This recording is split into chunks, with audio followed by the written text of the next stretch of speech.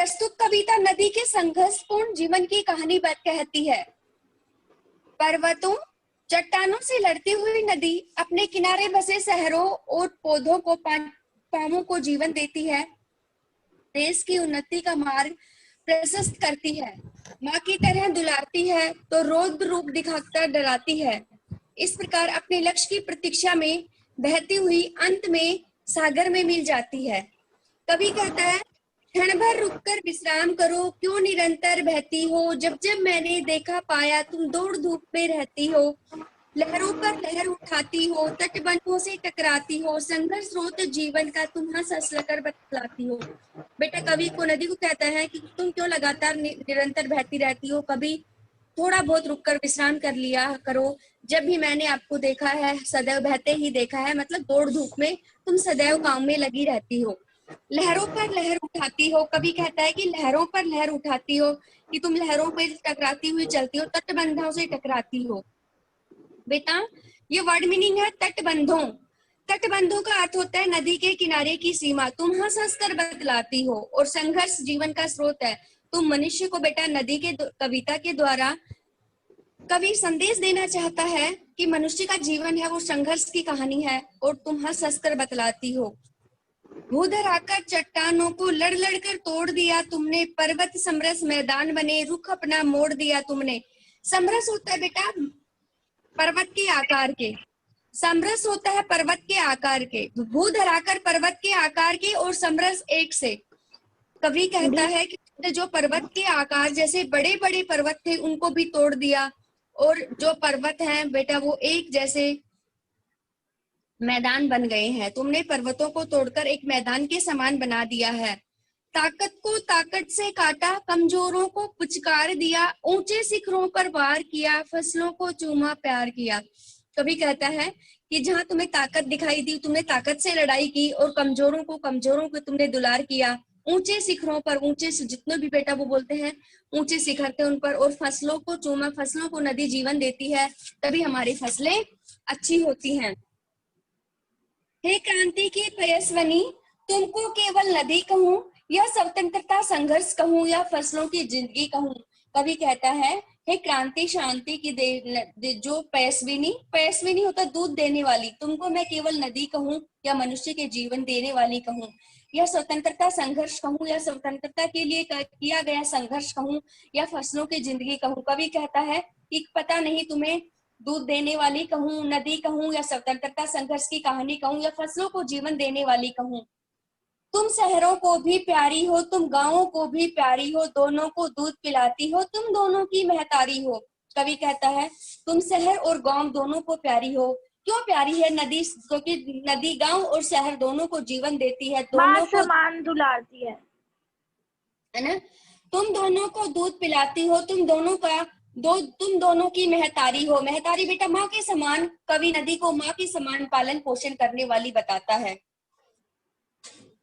नंगल भाखड़ा रिहंद आदि तेरे जाए छोने हैं, तेरी महानता के आगे पर्वत भी लगते बोने हैं। कवि कहता है कि जो भी ये पर्वत बांध है, नंगल भाखड़ा रिहंद, ये सभी तेरे जाए छोने, छोने होता है बेटा जन्म दिए हुए बच्चे हैं। तेरी महानता के आगे, जो तेरी नदी, कवि कहता है नदी की महानता के आगे पर्वत भी बोने लगते हैं, छोटे लगते हैं।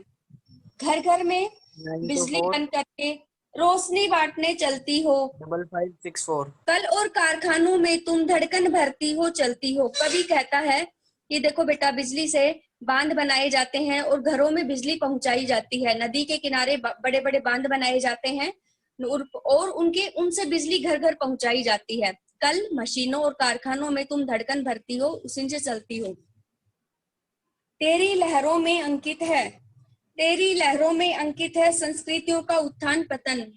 तुमको देखा जिंदगी हंसी, तुम रूठ गई रूठा जीवन। कवि कहता है कि तुम्हारी संस्कृतियों में ही लहरों का उत्थान पतन अंकित है, और तुमको देखा जिंदगी हंसी, जैसे तुमको देखते ही जीवन हंसने लगता है। जैसे ही पानी सूख जाता है बेटा, पानी के बिना कोई काम नहीं होता है, तो जीवन भी मनुष्य का रूठ जाता है। जिन देशों ने तुमको पाया वे ऊंचे उठे महान बने, सब मिला मगर तुम नहीं मिली जो उजड़े रेगिस्तान बने। कवि कहता है कि जिन देशों में नदियां हैं वे हमेशा ऊंचे उठे हैं और उन्नति की है, पर मिला मगर तुम नहीं मिली, जो उजड़े रेगिस्तान बने। कवि कहता है जिन देशों को नदियों का पानी नहीं मिला है वो उजड़कर रेगिस्तान बन गए हैं। सैलाब, सैलाब रूप धारण कर तुम उफनाती हो, जब लहर लहर पुल सड़क रेल बह जाते हैं, थर थर करते हैं गांव शहर। कवि कहता है कि तुम बाढ़ का रूप धारण करके उफनती हो जब लहर लहर, तो पुल है, रेल है, सड़क है, सभी बह जाते हैं और थर थर गांव और शहर तुम्हारे बाढ़ का भयंकर रूप देखकर थर थर कांपने लगते हैं। फिर सागर की व्यापकता में मिल जाती हो, खो जाती हो, जो लक्ष्य खोजने निकली थी वह स्वयं लक्ष्य हो जाती हो। फिर कवि कहता है और अंत में तुम जाकर सागर के विस्तार में मिल जाती हो, और जो लक्ष्य खोजने तुम एक मंजिल, और जो तुम्हारी मंजिल थी वह पूरी हो जाती है। जो नदी कविता है उसके कवि श्याम नारायण पांडे हैं। ठीक है बेटा, इसके वर्ड मीनिंग है, एक बार फिर से रिवाइज करवा देती हूँ। तटबंधों, नदी के किनारे की सीमा। स्रोत, माध्यम, जरिया। भूधराकर, पर्वत के आकार के। और समरस, एक से। पयस्विनी, दूध देने वाली। महतारी, माता। जाए, जन्म दिए हुए। छोने, बालक। और बोने, छोटे। यंत्र, कल, यंत्र और मशीन आदि। सैलाब, बाढ़, व्यापकता, फैलाव, विस्तार। नदी हंस हंसकर क्या बतलाती है? नदी हंस हंसकर बेटा संघर्ष की कहानी बताती है। कवि नदी को विश्राम करने के लिए क्यों कह रहा है? बेटा मैं जिससे क्वेश्चन पूछूंगी वही बताएगा। कवि कशिश, 7th दिनार, बेटा कवि नदी को विश्राम करने के लिए क्यों कह रहा है? अगर क्वेश्चन नहीं आता तो बेटा आप नोटबुक से देख के बोल सकते हैं, पर बोलिए। कशिश, कवि नदी को विश्राम करने के लिए क्यों कह रहा है? तनीश, पार्थ, प्राची, कौन बताएगा? मैम मैं बताऊं? मैम पार्थ। बताओ बताओ पार्थ। कभी नदी को आराम करने के लिए इसलिए कह रहा है क्योंकि वो कभी भी नहीं रुकती। धूप, तेज हवा हमेशा चलती हमेशा रहती बहती है, रहती। Very good. हमेशा बहती रहती है। तनीश आप बताएंगे, नदी गांव और शहर दोनों को प्यारी क्यों है? मैम क्योंकि वह दोनों को माँ समान दुलारती है।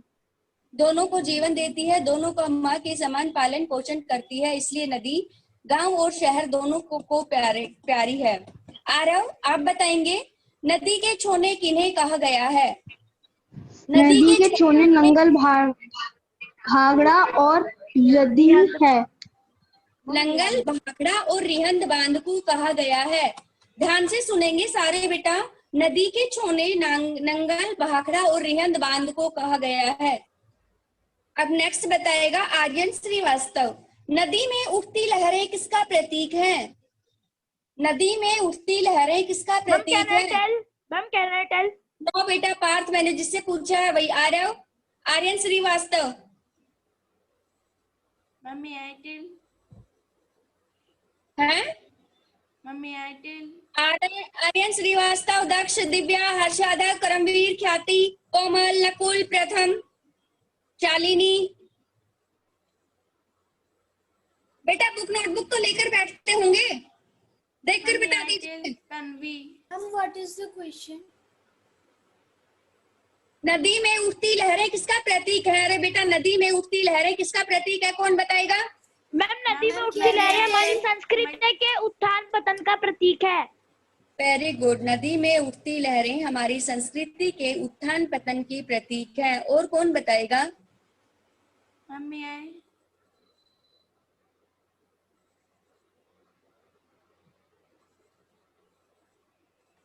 नदी को पर्वत से भी महान क्यों कहा गया है? नदी को नदियों को पर्वत से भी महान। नदी को भी पर्वत से महान इसलिए कहा गया है क्योंकि वह सबको जीवन देती है। अच्छा, नदी बिजली बनकर रोशनी कैसे बांटती है? नदी बिजली बनकर बांधों में रहकर जल विद्युत ऊर्जा का प्रमाण करती है और उससे वह बिजली बनकर सबके घर में। अच्छा बेटा, और कोई बच्चा? कोमल। Mummy Airtel. कोमल, कोमल बेटा आप बताइए। कोमल बुक ओपन कीजिए, नोटबुक ओपन करके बताइए बेटा। कोमल नदी बिजली बनकर रोशनी कैसे बांटती है, आप बताएंगे कोमल। कोमल नोटबुक कंप्लीट है? Yes ma'am. तो फिर नोटबुक ओपन करो, नोटबुक से देखकर बता दो, कम से कम रिवाइज तो होगा चैप्टर। नदी के किनारे बांधों में जाके पानी से जल विद्युत ऊर्जा पैदा करते हैं, जिससे हमारे घरों में रोशनी होती है। इस प्रकार नदी बिजली बनकर रोशनी बांटती है। अच्छा, आर्यन श्रीवास्तव बेटा अपनी वीडियो ऑडियो ऑन कीजिए और मुझे क्वेश्चन का आंसर दीजिए। देशों की उन्नति और अवनति नदियों पर कैसे निर्भर है? देशों की उन्नति और अवनति नदियों पर कैसे निर्भर है?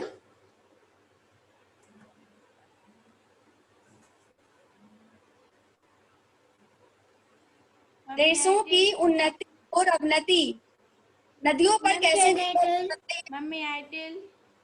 Ma'am, can I कौन tell? कर रही है बेटा? Jyoti, ma'am yes ma'am Tanvi. Very good, करिए कीजिए बेटा। मैम जिन देशों में नदियां है मैम, जैसे सारे मैम उत्पाद और मैम मैं कैन आई टेल? हम सारे बेटा, उद्योग ये धंधे नदियों बात तो चुप रही है। हम सारे उद्योग धंधे नदियों पर ही निर्भर होते हैं। और मैम इसलिए जिन जिन देशों में नदी होती है उनकी बहुत उन्नति होती है, और जिन देशों में नदी नहीं होती उन्हें इन सब कामों के लिए दूसरे देशों पर निर्भर रहना पड़ता है। Very good, next. और कौन बता रहा था बेटा, बताइए आप, मैम मैं बताइए। जिन देशों के पास नदी है वह महान और विकसित बन गए हैं, और जिन देशों के पास नदी नहीं है वो दूसरे देशों पर निर्भर है, इसीलिए और प्रगति की दौड़ में पिछड़ गए और हैं। प्रगति की दौड़ में पिछड़ रहे हैं। Very good. अच्छा बेटा, अभी देख लेना एक बार, सैलाब रूप धारण करता, नदी के सैलाब रूप धारण करने पर क्या होता है? नदी के सैलाब रूप धारण करने पर बाढ़ आ जाती है। ललित, टाइम हो गया है। ललित,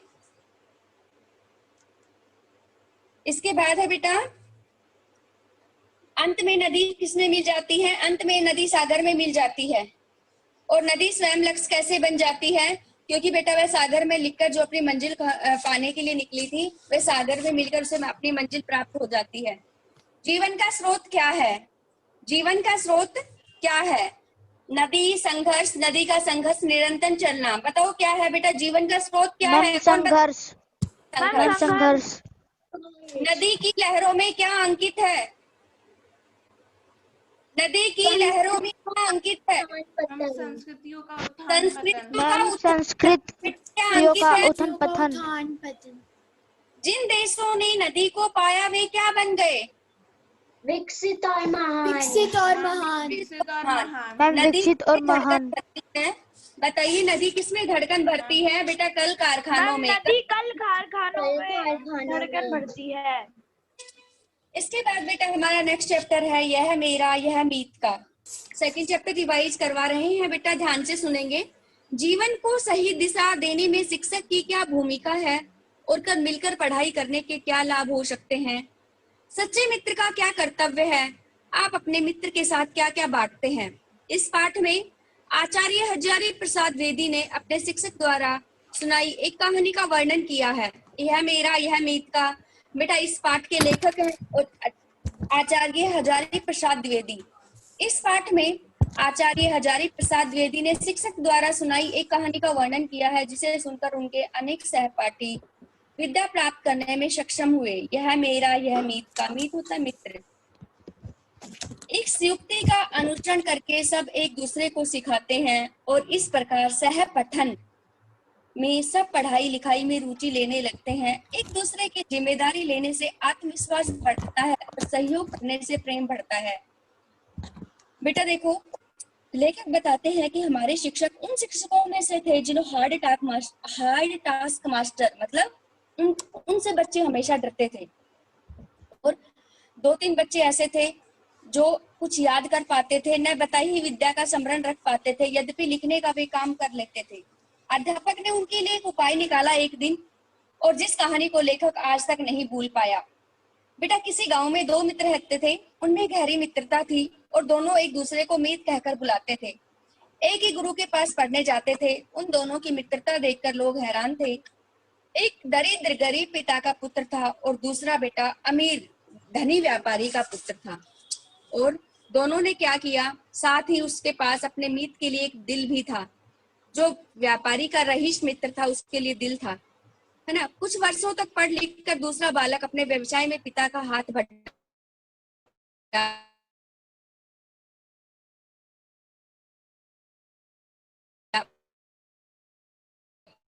बटाने और खर्चे दिलाता है, जिससे वह निरंतर प्रगति करता गया। और बेटा आगे चलकर अपने मित्र की व्यापारी मित्र की सहायता से, जो गरीब मित्र था वो राजनीति, धर्मशास्त्र, अर्थशास्त्र, इतिहास, साहित्य, ज्योतिष आदि का प्रकांड विद्या के रूप में प्रतिष्ठित हुआ। उसकी ख्याति सुनकर उस राजा के राज्य ने दरबार में उसका स्वागत किया और उसकी विद्वता पर मुग्ध होकर उसे अपना मंत्री बना लिया। और बेटा एक दिन क्या घटना घटती है, जो व्यापारी मित्र था उसका वज्रपात हो गया। वज्रपात बेटा, यहाँ पर वज्रपात शब्द, भारी मुसीबत आ गई। अचानक एक रात उसके घर में डाकुओं ने डाका डाला, सारी संपत्ति चुरा ली। और बेटा डाकुओं ने उसके घर में आग भी लगा दी। और इसी शोक पे व्यापारी मित्र का पिताजी था वो स्वर्ग सिधार गया। और अब व्यापारी मित्र दाने दाने का मोहताज हो गया, मतलब उसके पास एक दाना भी नहीं बचा। और परिवार के भरण पोषण के लिए वह भीख मांगने लगा। लेकिन एक दिन राजधानी के मार्ग पर अपने पुराने मित्र को इस भिक्षुक के रूप में देखकर मंत्री को बहुत दुख हुआ। वह उसे अपने घर ले गया और मित्र के परिवार को भी बुलवा भेजा। फिर कुछ दिन बेटा खिलाया पिलाया। एक दिन व्यापारी मित्र बोला कि भैया हम कब तक तुम्हारे मेहमान बने रहेंगे, मैं उधार दे दो, मैं फिर से व्यापार शुरू करूंगा। राजा का मंत्री होते हुए मित्र से इतना धन इकट्ठा नहीं किया था जिससे वह अपने मित्र की एकदम सहायता कर सके।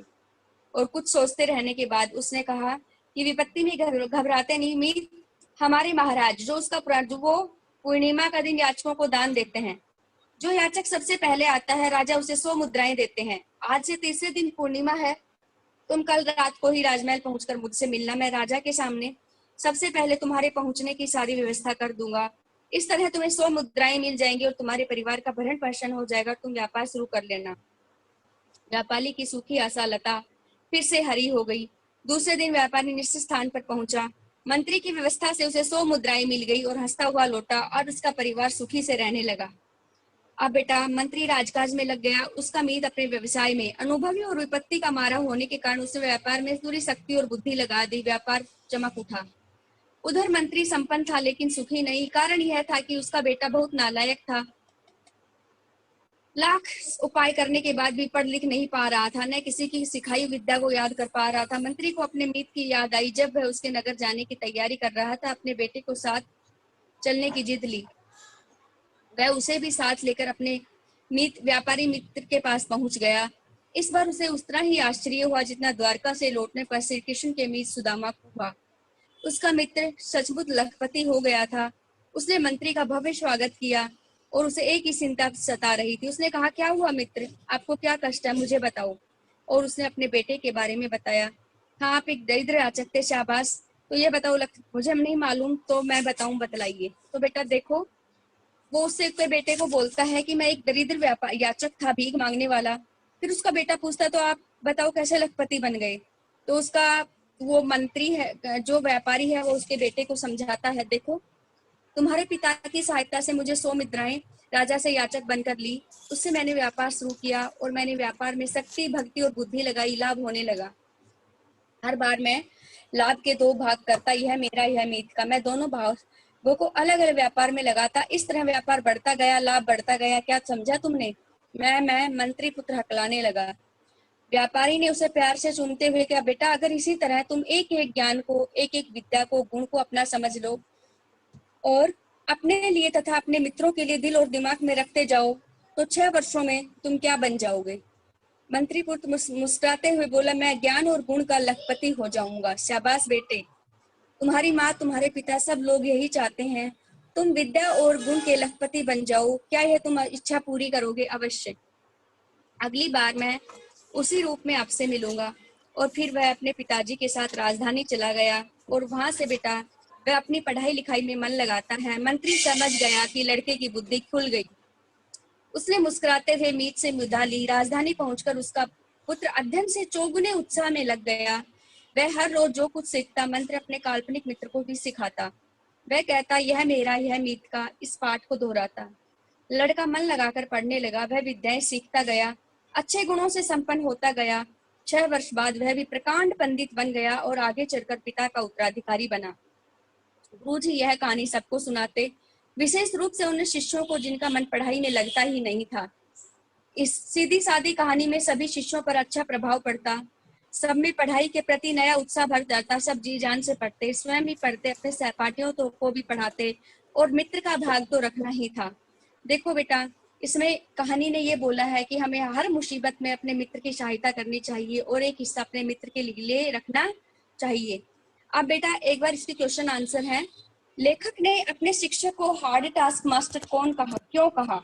कौन बताएगा बेटा? लेखक ने अपने शिक्षक को हार्ड टास्क मास्टर लेखक ने अपने शिक्षक को हार्ड टास्क मास्टर इसलिए कहा क्योंकि जो काम वो एक दिन देते थे वही काम साथ के साथ हमें याद हो जाता था। डर से ज्यादातर बच्चे अपना पाठ रोज याद कर लेते थे। वेरी गुड, उसके डर से, तभी है ना? मैंने अपने शिक्षक को हार्ड टास्क मास्टर इसलिए कहा क्योंकि उनके डर से ज्यादातर बच्चे अपना पाठ रोज याद कर लेते थे। अच्छा, ख्याति बताएगी अभी धनी बालक में क्या विशेष गुण था। ख्याति आप बताएंगे धनी बालक में क्या विशेष गुण था? बेटा इधर कर ले। धनी बालक में दूसरों की सहायता करने का विशेष गुण था। धनी बालक में सच्ची मित्रता निभाने का विशेष गुण था। अब आरव बताएगा मित्र की निर्धनता देखकर धनी मित्र ने पिता से क्या कहा? मित्र की निर्धनता देखकर धनी मित्र ने अपने पिता से कहा कि मेरे मित्र यदि दरिद्र है, वो दरिद्रता के कारण पढ़ लिख नहीं सकता, तो मैं भी नहीं पढ़ूंगा। Very good. अब बताएगा बेटा दक्ष यादव, निर्धन मित्र राजमंत्री के पद तक कैसे पहुंचा? बताइए बेटा। निर्धन बालक मैम पढ़ लिख कर राजमंत्री। बताइए बेटा। मैम निर्धन बालक मैम पढ़ लिख कर राजमंत्री के पद पर पहुंचा। और बेटा व्यापारी पुत्र द्वारा मंत्री पुत्र को दी गई शिक्षा का क्या परिणाम निकला? व्यापारी पुत्र द्वारा मंत्री वह आगे जाकर प्रकांड पंडित बन गया और अपने पिता की संपत्ति का उत्तराधिकारी बन गया। प्रकांड विद्वान के रूप में और अपने पिता का उत्तराधिकारी बन गया। अच्छा बेटा नेक्स्ट दिव्या बताएगी। दिव्या, व्यापारी मित्र का व्यापार